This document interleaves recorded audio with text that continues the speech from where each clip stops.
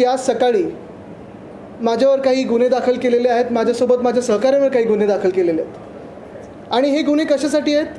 तर मुंबईकरांसाठी लढण्यासाठी आहेत, मुंबईकरांच्या हक्कासाठी लढण्यासाठी आहेत. जो डिलाय रोड, ज्याची साधारणपणे 100 ते 120 मीटरची एक लेन गेले 10 दिवस तयार असून बंद ठेवली होती. का? तर इकडच्या घटनाबाह्य खोके सरकारला उद्घाटन करायचं वेळ नाही आहे. ती लेन बंद ठेवण्यात आल्यानंतर आपण पाहत असाल गेले अनेक वर्ष त्या डिलाय रोडच्या आजूबाजूच्या राहणाऱ्या रहिवाशांना आणि आजूबाजूला काम करणाऱ्या लोकांना, रोज जे आमच्या वरळीत येऊन काम करत असतात जे फ्लोटिंग पॉप्युलेशन, त्यांना अनेक वर्ष हा त्रास होता. पाठी लागून लागून आम्ही जेव्हा पहिली लेन तयार झाली तेव्हा हेच सांगितलं होतं की जर त्या दिवशी म्हणजे गणपती बाप्पाच्या पहिल्या दिवशी उद्घाटन केलं नाही तर आम्ही आमच्या गणपती बाप्पाची मिरवणूक नेऊच. आणि त्यावेळी एक पालकमंत्री धावत पळत आले आणि काहीतरी नारळ फोडून गेले. हे देखील तसंच होतं.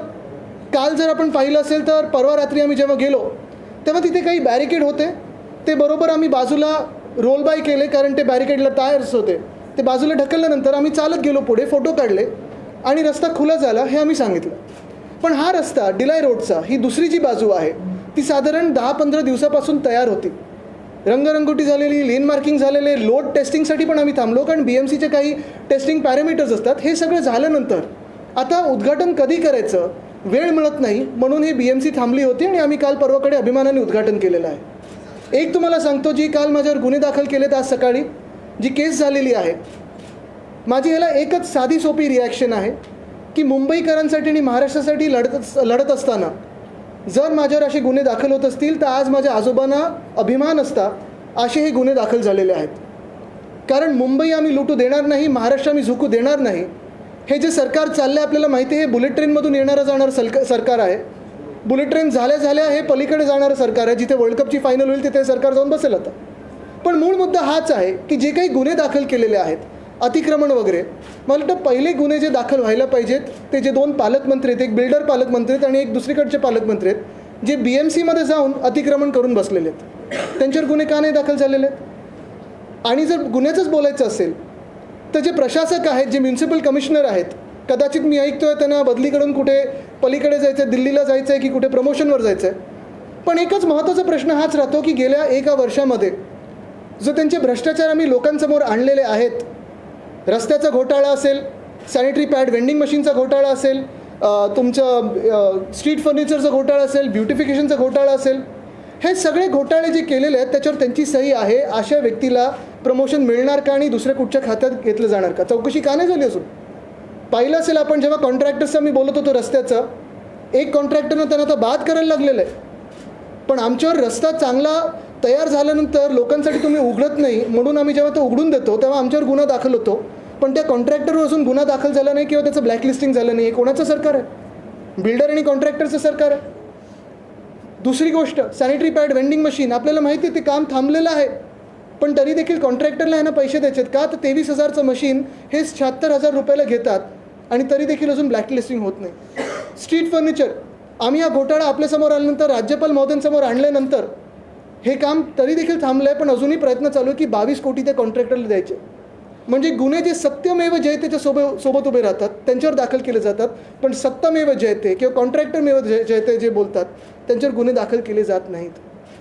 आणि म्हणूनच काल पण मी आपल्याला पाठवलं होतं, मी काल राज्यपाल महोदयांना पत्र लिहिलेलं आहे, त्याच्यात 5-6 महत्त्वाचे विषय मी घेतलेले आहेत. पण मला वाटतं त्या विषयांचा जो सार आहे तो एवढाच आहे की राज्यपाल महोदयांनी मुख्यमंत्री जे घटनाबाह्य आहेत, ज्यांचे आता थोडेच दिवस राहिलेले आहेत, 31 नंतर बाद होणार आहेत, त्यांना बोलून घ्यावं आणि थोडी समज द्यावी की राज्यात पण थोडं लक्ष द्यावं. नुसतं घराघरा फिरता, इतर राज्यांमध्ये तुम्ही प्रचार करायला जाता, घाणेरडं राजकारण व्यस्त असता, पण राज्यात थोडं लक्ष द्यावं. कारण 2-4 उदाहरणं तुमच्या समोर आणतो मी. पहिली गोष्ट म्हणजे आपल्याला माहिती आहे परवाकडेच नवी मुंबई मेट्रो ही सुरू झाली. पण ही कधी सुरू झाली? पत्रकार परिषदेतून मी 2-3दा विषय घेतल्यानंतर आणि एक ट्विट झाल्यानंतर कुठेही गाजावाजा न करता त्यांनी सुरू केली. पण 5 महिन्यापासून ही मेट्रो तयार होती, टेस्टिंग झालं, सगळं होतं, पण थांबली का होती? कारण उद्घाटनाची वेळ मिळत नाही. तसंच दुसरं आपल्याला आठवत असेल, अशाच पत्रकार परिषदेतून आपण BMC आणि BSTचे जे कामगार आहेत, कर्मचारी आहेत, त्यांचं दिवाळीचा बोनस दिला गेला नव्हता म्हणून असा विषय घेतल्यानंतर लगेच तातडीने बैठक बोलवली आणि त्यांना तो बोनस द्यावा लागला. MTHL Mumbai trans harbour link जेव्हा आमचं सरकार पडलं तेव्हा ही मुंबई हार्बर लिंक पाडलं गेलं आमचं सरकार, तेव्हा ही साधारणपणे 85% पूर्ण होती. माझी माहिती अशी आहे की आता दाखवलं जातं की आता 95% रेडी आहे. म्हणजे तुम्ही विचार करा, 2.5 वर्षात 85%. उद्धव साहेबांनी जानेवारी 2020मध्ये जो गर्डर लॉन्चिंग केलं होतं, प्रत्येक महिन्यात आपल्याच सोबत आम्ही जाऊन तिथे पाहणी करायचो, कुठे काही अडचण आहे का, काही अडथळे निर्माण झालेत का. 85% पूर्ण झाल्यानंतर देखील जी सप्टेंबर 2023ची डेडलाईन होती, नुसतं उद्घाटनाची तारीख ही डिसेंबर एंडची मिळाल्यामुळे आता दाखवलं की 5% काम हे बाकी आहे. कुठचं काम हे बाकी ठेवतात? ही सरकारी पद्धत असते. एखादं उद्घाटन करायचं नसेल तर सरकारी पद्धत अशी असते की रंगरंगोटीचं काम, दिवे न लावण्याचं काम हे बाकी ठेवतात, म्हणजे ज्या दिवशी तारीख मिळते लगेच 24 तासात तुम्ही ते सगळं करू शकता. मूळ मुद्दा हाच आहे की जसं मेट्रो नवी मुंबईची ही 5 महिने बंद ठेवली, उद्घाटनाची तारीख मिळाली नाही म्हणून. MTHL हे आता मला वाटतं डिसेंबरपर्यंत बंद ठेवतील आणि काम अपुरं दाखवतील का उद्घाटनाची तारीख लेट मिळाली म्हणून. जे सरकारी कर्मचारी त्यांचे दिवाळी बोनस काही ठिकाणी दिलेत, काही ठिकाणी नाही दिलेत. अजूनही अनेक खात्यातून मला मेसेज येत आहेत की आमचं दिवाळी बोनस मिळालं नाही आहे.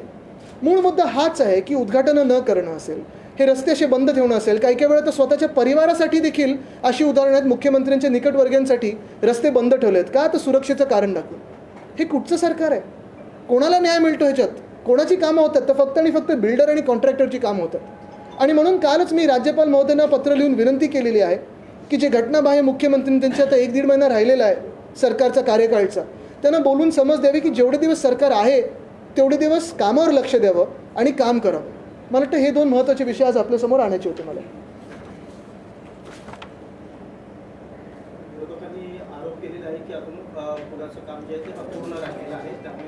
चला ना, आपण आत्ता जाऊया आणि पाहूया.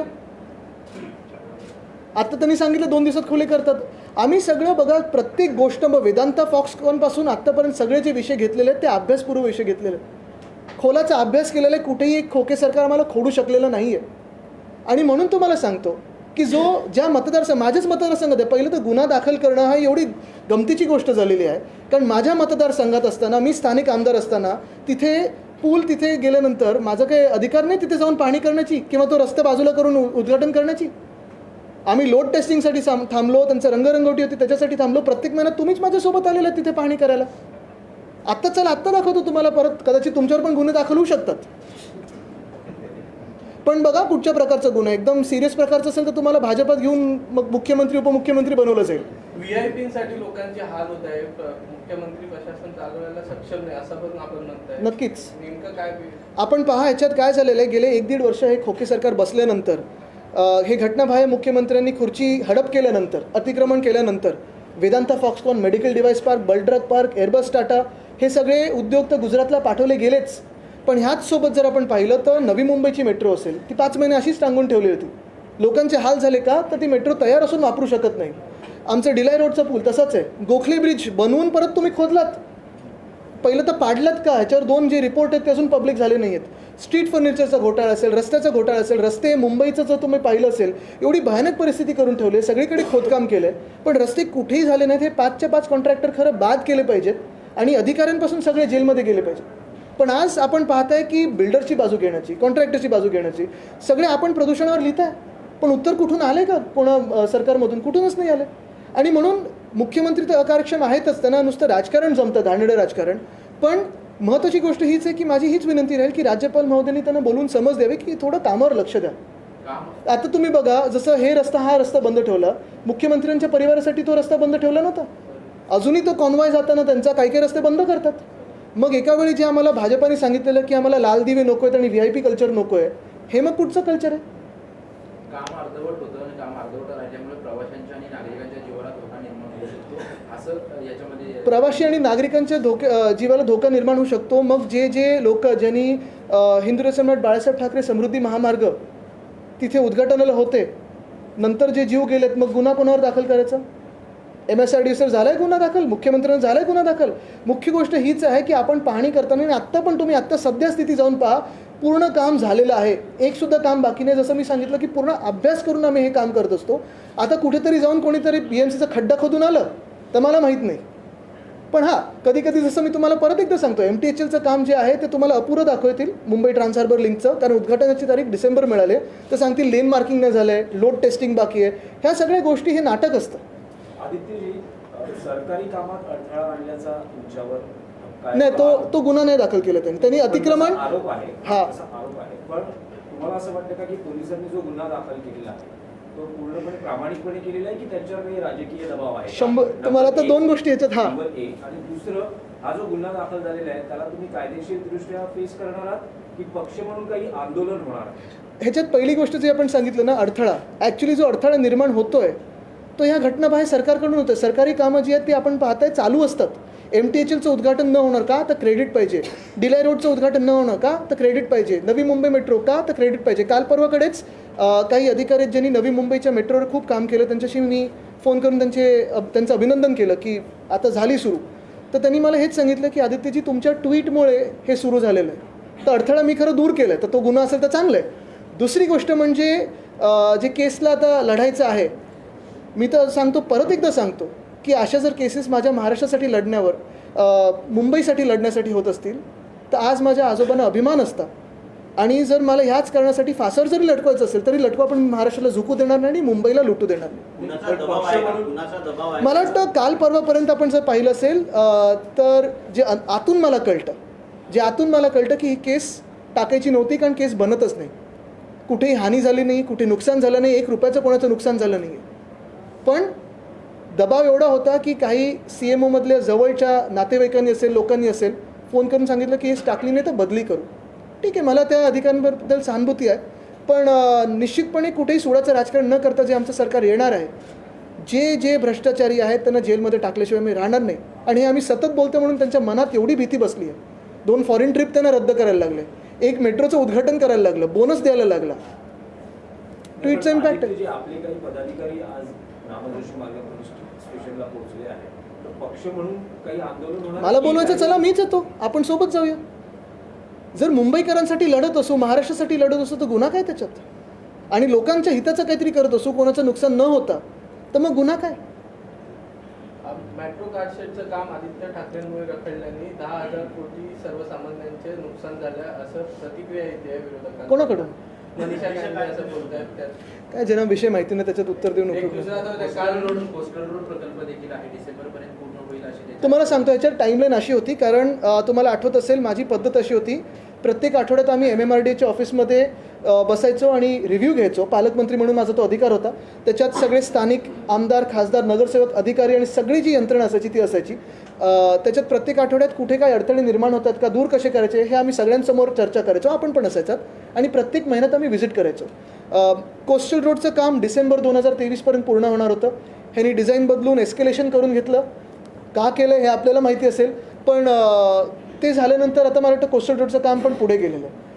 वरळी शिवडी कनेक्टर हे ऑक्टोबरपर्यंत पूर्ण काम होणार होतं, ऑक्टोबर 2023, आणि सगळ्यात आधी होणार होतं MTHL सप्टेंबर 2023. पण कुठे ना कुठेतरी स्वतःचे होर्डिंग्स लावायचे, मोठे फोटो लावायचे, 25 फुटाचे कटआउट लावायचे. ह्या कामात व्यस्त असताना प्रिंटिंग झालं नसेल किंवा कॉन्ट्रॅक्टर्सचं प्रिंटिंग झालं नसेल पुरेसं, म्हणून ते रखडलं असेल. केल्यानंतर जे आहे, तुम्ही आता उल्लेख केला की अनेक कामे पूर्ण झालेली आहेत. तुम्ही मंत्र्यांसंदर्भात ट्विट केलं, त्यांचे दौरे रद्द झाले, BMCच्या कर्मचाऱ्यांना बोनस मिळाला. अनेकदा तुमच्या पक्षाकडून सांगण्यात येतं की डेडलाईन सरकारबद्दल दिली जाते, हे सरकार पडणार. अशाच प्रकारचं ट्विट तुम्ही देखील पुन्हा करणार आहेत का? कारण की तुमच्या ट्विटचा पायगुण म्हणा किंवा काय कामे पूर्ण होतात. चला टचवूड. पण पुन्हा लिहिणार नाही त्याच्यात. नाही, ह्याच्यात एक आहे, आपण पाहिलं असेल, जे आम्ही आत्ता लढाई लढत आहोत ती सुप्रीम कोर्टाकडून आता ट्रायब्युनलकडे आलेत. अध्यक्ष महोदय त्याच्या ट्रायब्युनलचे अध्यक्ष म्हणून काम करतात. आणि हीच अपेक्षा आहे की जर कायद्याप्रमाणे केले आणि संविधानाप्रमाणे केले तर 40 गद्दार हे बाद होणार म्हणजे होणारच, आणि हे सरकार पडायला पाहिजे. कदाचित ते निर्णय त्यांच्या आता मनाप्रमाणे देऊ शकतात, राजकारणाप्रमाणे देतात की संविधानाप्रमाणे देतात. संविधानाप्रमाणे दिलं किंवा जी आम्हाला सुप्रीम कोर्टाची तारीख मिळाली आहे त्या तारखेनुसार हे सरकार बाद होणार म्हणजे होणार. आता ट्विट पण करीन, म्हणजे आता त्याचं जे परिणाम आहे तो व्हायला पाहिजे. वारंवार एक टीका होत होती की आदित्य ठाकरेंवर एक पण गुन्हा दाखल नाही. आता एक गुन्हा दाखल झालाय. आलो ना आता. हा पहिलाच गुन्हा आहे का? पहिलाच गुन्हा आहे का तुमच्या? सरकार पडल्यानंतर अजून गुन्हे दाखल होणार नाहीत, कारण आम्ही वेळच्या वेळी उद्घाटन करून लोकांची कामं वेळेत करू. काल राज्य मंत्रिमंडळाची बैठक होती. या बैठकीला 12 मंत्री गैरहजर होते आणि दुष्काळाविषयी आढावा बैठका देखील त्या मंत्रिमंडळाच्या बैठकीत होणार होत्या आणि त्यात 6 मंत्री असे होते की त्यांचे तालुके हे दुष्काळग्रस्त जाहीर केले आहेत. एक मला वाटतं सवय अशी की प्रत्येक बैठकीत मंत्रिमंडळाच्या पीक पाणी जे असतं त्याचा एक आढावा घेतला जातो. आणि ह्याच्यात आपण पाहिलं असेल की काल जसं मंत्रिमंडळासाठी ह्या लोकांना वेळ नव्हता, तसंच मराठा आरक्षणाची जी महत्त्वाची बैठक होती त्याच्यात एक उपमुख्यमंत्रीच नव्हते, ते बाहेरगावी होते. महत्त्वाची गोष्ट हीच आहे की इतर राज्यात प्रचार नक्की करा, पण आपल्या राज्यात आणि कधी कधी घटनाबाह्य मुख्यमंत्र्यांच्या स्वतःच्या डिस्ट्रिक्टमध्ये, जिल्ह्यामध्ये जेव्हा एखादं काम महत्त्वाचं असतं मेट्रोसारखं, त्याच्यासाठी 5 मिनटं तरी ठेवा. कुठच्या दुसऱ्या कामावर उद्घाटन करायचं क्लब तरी करा, व्हिडिओ कॉन्फरन्सिंग करा, काहीतरी करा. पण लोकांना कशाला अडचणी निर्माण करतात? आणि ज्याच्यासाठी तुम्ही हे सरकार काबीज केलं आहे, 50 खोके देऊन आमचं सरकार पाडलं आणि जे हडप केलं तुम्ही सरकार आणि मंत्रालय, तिथे बसून कामं तरी करा. राज्यात सध्या ओबीसी आरक्षण आणि मराठा आरक्षणावरून कुठेतरी 2 समाज एकत्र उभे ठाकलेत अशा पद्धतीची परिस्थिती आहे. एकीकडे भुजबळ वक्तव्य करतात, दुसरीकडे जरांगे पाटील. काय एकंदरीत? नाही, मला वाटतं ह्याच्यात मी आत्ता जाणार नाही, कारण तो विषय खोल आणि महत्त्वाचा आहे. त्याच्यावर वेगळी एक पत्रकार परिषद घेणं गरजेचं आहे. पण आजचा जो विषय आहे तो मी ह्यापुरतंच ठेवतो, कारण जसं मी सांगितलं ना की पुन्हा एकदा सांगेन की मुंबईकरांसाठी लढताना, महाराष्ट्रासाठी लढताना जर गुन्हा होत असेल तर मला अभिमान आणि माझ्या आजोबांना देखील अभिमान असतात, प्रत्येक शिवसैनिकाला आणि आईवडिलांना अभिमान राहील, कारण त्यांचा मुलगा हा महाराष्ट्रासाठी आणि मुंबईकरांसाठी लढतो. शिवसेनेला जो वाद झाला होता त्याच्यावर मी दिले बाईट आणि सगळीकडे आलो सुद्धा. आता कुठे परत बोलू त्याच्यावर? शिष्टमंडळ आहे राष्ट्रपतीची भेट घेणार आहे, काय भेटीचं कारण आहे आणि काय राष्ट्रपती? मला वाटतं त्यांनी पत्रकार परिषद घेतली, पण ती भेट महत्त्वाची आहे, कारण हे सगळे जे अधिकार आहेत ते आपल्याला माहिती आहे की केंद्र सरकारकडे जाऊ शकतात, लोकसभेकडे जाऊ शकतात. त्यांनी तिकडे तो विषय मांडलेला. हिंदी में बता दीजिए, आपके ऊपर एफआईआर दर्ज हुई है. सबसे बड़ा आरोप आपके ऊपर ये लगाया गया कि इलीगली आप और आपके सारे वर्कर्स ब्रिज का ऑपरेटिंग करने के लिए गए. किस तरह से? मुझे तो इसमें हंसने की बात यही है, हंसी की बात कि ये सरकार ही इलीगल है, तो वो किसको इलीगल ठहरा रहे हैं? पहली बात तो ये है कि अगर आपने देखा होगा मेरे ट्वीट के हिसाब से एक नतीजा आया कि जो मेट्रो नवी मुंबई की थी 5 महीनों से तैयार थी, लेकिन सरकार के पास वक्त नहीं था उसे इनॉग्रेट करने का, उसका अनावरण करने का. तो अभी उन्होंने देखा होगा कि मेरे ट्वीट के बाद उन्होंने खुला कर दिया जनता के लिए. उसी के साथ मेरे ही जो चुनाव क्षेत्र है वर्ली, वहाँ डिलाई रोड का ब्रिज था. काफ़ी सारे लोग वहाँ आसपास रहते हैं, काम करने के लिए आते हैं, और ये काफ़ी सारी जटिलताएं थी, समस्याएं थी वहाँ आने जाने की, क्योंकि ट्रैफिक वहाँ भारी बढ़ता था. अगर आपने देखा होगा तो परसों रात को लगभग 10 दिन होने के बाद, ये ब्रिज तैयार होने के बाद, हमने जाके वहाँ जो बैरिकेड्स थे वो साइड में लिए और कहा कि ये रास्ता भी खुल गया है. अगर आप देखा जाए तो मेरा ही चुनाव क्षेत्र बनता है, मेरा ही अधिकार बनता है, लेकिन श्रेयवाद में मैं गया नहीं. मैंने कहा नहीं कि हमने ही बनाया कि आपने बनाया. मैंने सिर्फ कहा कि अगर मुख्यमंत्री जो इलीगल है, जो इमोरल है, उनके पास वक्त नहीं है ऐसे लोगों के लिए, कामों के लिए, जनता के लिए, तो हम जनता के लिए ये खोल देते.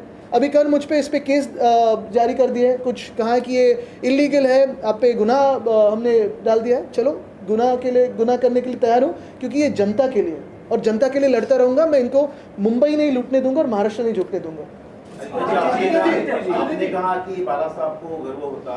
बिल्कुल, अगर मैं मुंबई के लिए लड़ रहा हूँ, मुंबई के लिए लड़ रहा हूँ, महाराष्ट्र के लिए लड़ रहा हूँ, तो अगर ऐसे मामले में मुझ पर गुनाह अगर दाखिल हो तो बिल्कुल उनको गर्व होगा. आदित्य जी, शिंदे बोल की नेता है, उन्होंने कहा है कि आदित्य ने ये पब्लिसिटी के लिए किया. अच्छा, चलो, अच्छा है, पब्लिसिटी मिल गई. तो अभी उन्होंने जब एफआईआर दाखिल किए तो और भी पब्लिसिटी मिल गई. लेकिन आप तो पब्लिसिटी करते हो, जाओ खोल लो, आप ही पब्लिसिटी ले लो. आदित्य जी, और काफी प्रोजेक्ट है क्या? चुनाव सामने है, चुनाव के पहले क्रेडिट लेने के लिए उनका इनॉग्रेशन या उनका, आपने देखा मेरा कहीं बोर्ड? नहीं, सरकार अपने कोई 2-3 उदाहरण दिए. नहीं, वो जितने भी क्रेडिट लेने की कोशिश करें, मुझे लगता है कि सारे महाराष्ट्र को पता है कि गद्दार होते हैं वो गद्दारी होते हैं. जैसे आपने देखा होगा जो कर्नाटका में हुआ, 40% सरकार जो थी वो गिरा दी भाजपा की, कांग्रेस की सरकार लाई. अभी जो आप नतीजे देखने वाले हो 5 राज्यों में, वहाँ कांग्रेस जीतेगी. और मध्य प्रदेश में भी जो कल वोटिंग हुई है, वहाँ भी भारी वोटों से कांग्रेस जीतने वाली है, क्योंकि वहाँ भी जो गद्दारी हुई वो जनता को पसंद नहीं है.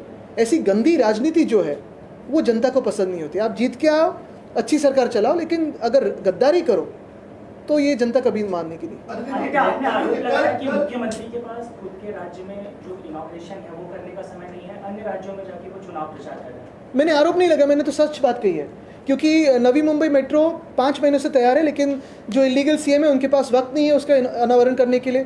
डिलाई रोड का ब्रिज हो, MTHL हो, ये सारे रोड जो है तैयार है, लेकिन जो इलीगल सीएम है वो तो 4 राज्यों में 5 राज्यों में व्यस्त है प्रचार करने में, वो भी उनके पक्ष का नहीं किसी और के पक्ष का, क्योंकि उनको अभी सीएम बनाया गया है, कठपुतली के तरह चलाया गया है। तो चलो अच्छी बात है।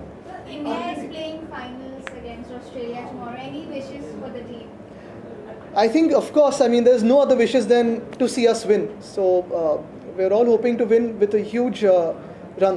Do you have a favorite player you look out for? I think all of them. Every player from our team is actually performing so well. No one has underperformed. Everyone has played really well. So best wishes to them, to their families who are coming out there and cheering, and to all of us as Indians. मुझे लगा आप India versus NDA कुछ पूछने वाले हैं।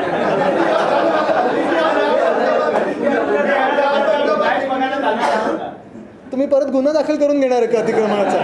चलो, thank you.